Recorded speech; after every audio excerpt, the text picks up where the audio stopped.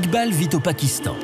Étudiant en économie à Karachi, il retourne chaque été à Shimshal.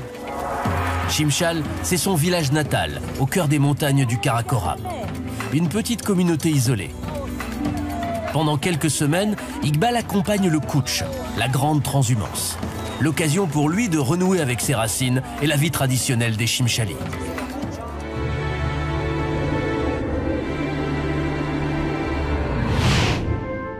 La République islamique du Pakistan est située en Asie, au nord-ouest de l'Inde. Le relief du pays se partage entre plaines agricoles au sud et massifs montagneux au nord, avec 4 sommets à plus de 8000 mètres.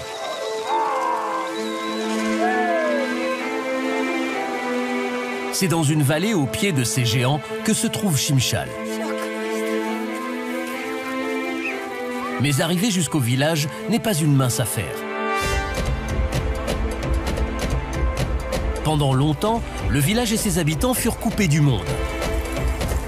Il fallait 3 jours de voyage à pied pour rejoindre Shimshal. Aujourd'hui, le même trajet s'effectue en 4 heures par une piste, à condition qu'elle n'ait pas été endommagée par les intempéries. Voici Shimshal.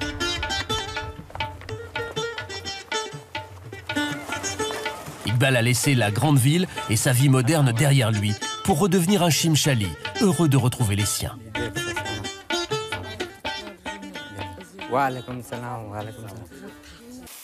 Le village est implanté à 3200 mètres. À cette altitude élevée, le développement de l'agriculture reste modeste. On fait tout de même pousser du blé pour la farine, quelques légumes et des abricots. C'est un des derniers villages de la région à avoir conservé son mode de vie ancestral. Il n'y a presque aucune machine. Le travail se fait encore à la main ou avec l'aide des animaux.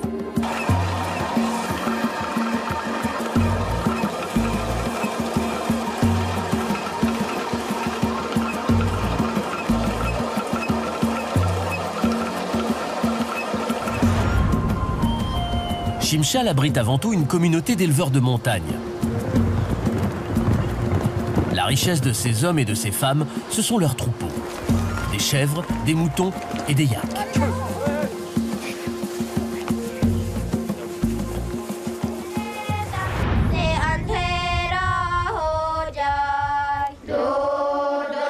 Mais la petite communauté sait aussi que le monde avance. Tôt ou tard, l'influence de la vie moderne se fera sentir aussi à Shimshal.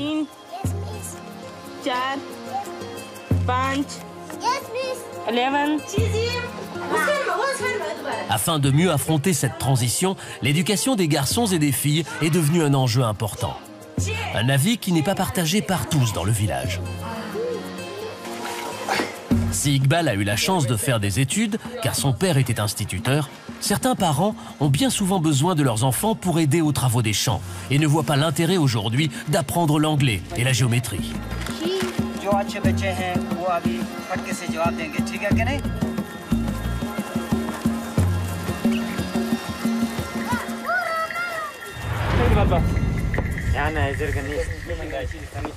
Pour le moment, l'heure est venue de rejoindre les troupeaux.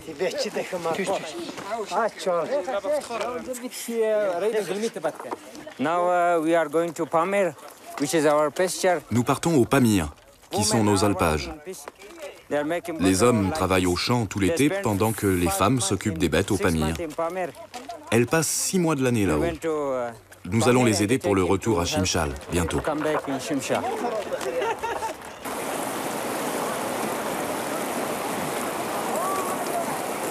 Le yak est l'animal à tout faire de ces régions de montagne. Très résistant, il est capable de tirer et de porter de lourdes charges en altitude.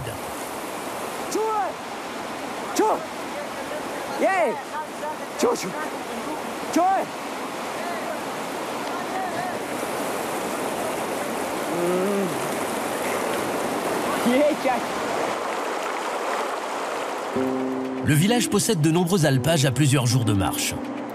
Ils sont situés entre 4500 et 5000 mètres d'altitude.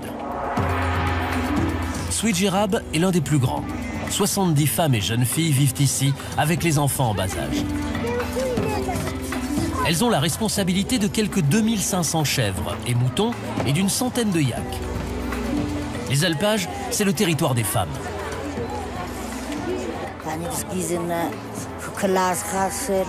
Je me lève à 5 heures, je traite les chèvres, je traite les yaks, puis je les libère pour qu'ils passent la journée dans les pâturages.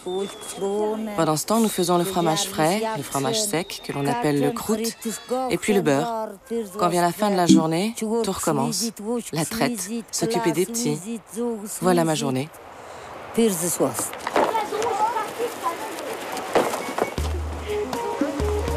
Il y a aussi l'entretien du campement, du linge et la collecte de la bouse de yak. Aucun arbre ne pousse à cette altitude. La bouse de yak séchée devient alors le seul combustible pour chauffer les maisons et cuisiner.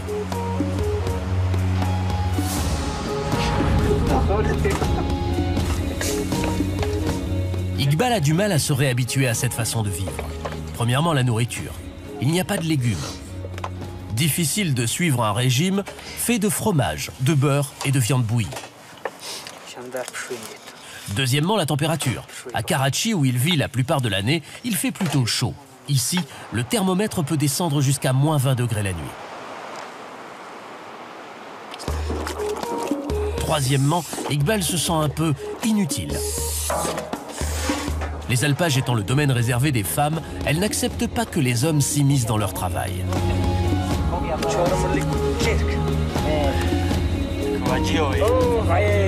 Alors avant de redescendre les troupeaux dans la vallée, les garçons s'occupent.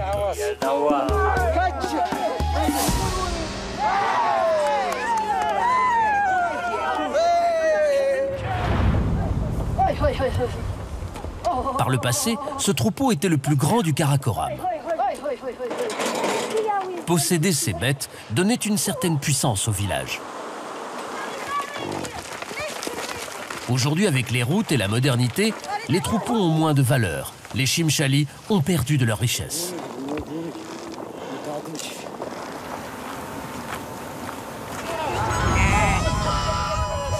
Le temps est en train de changer. L'hiver sera bientôt là. Le troupeau doit se mettre en route.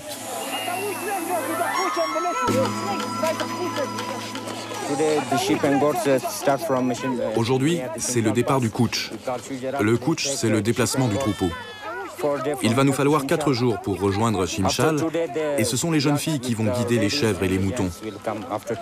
Dans 2 jours, les femmes, les enfants et quelques yaks nous rattraperont avec les bagages, le beurre, les fromages faits pendant l'été. Les femmes, traditionnellement, disent au revoir à leurs filles en leur souhaitant bon voyage et en leur recommandant d'aller doucement et de faire attention aux bêtes.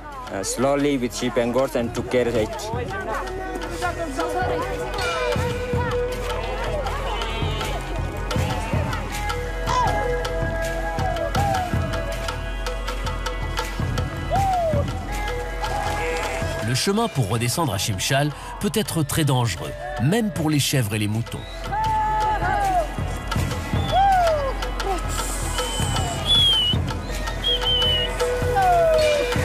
Il y a 2 ans, plus de 200 bêtes emportées par leur élan ont chuté à cet endroit.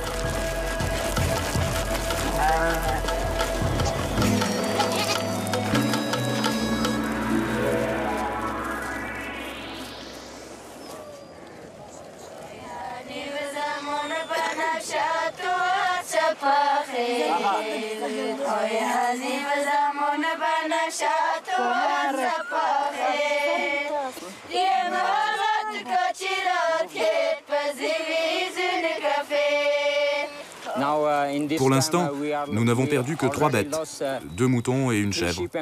C'est le bilan d'une journée. Si cela continue comme ça, ce sera un bon couch.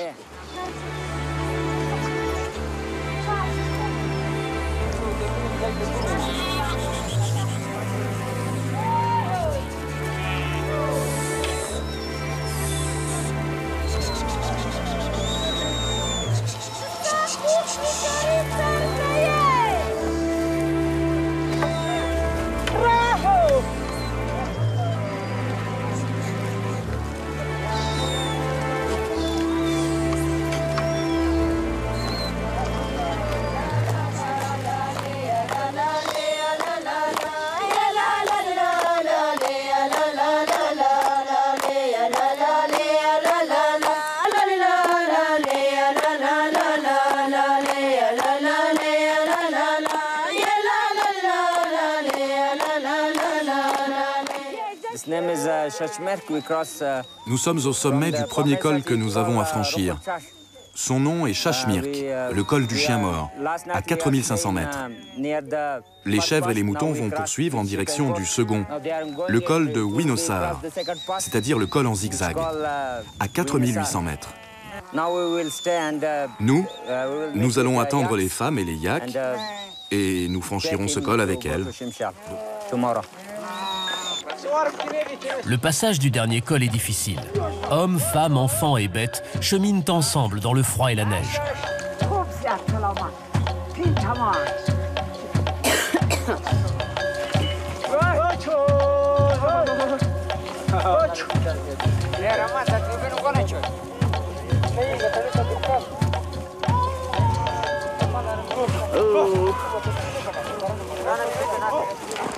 L'obstacle est passé. En bas, c'est la vallée et Shimshal.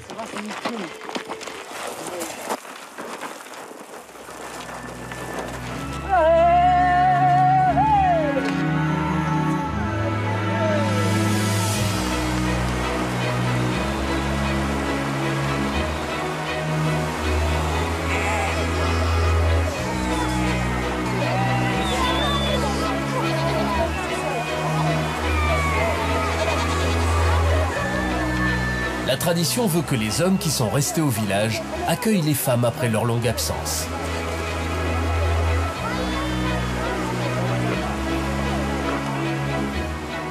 Le kutch, la grande transhumance, est terminé.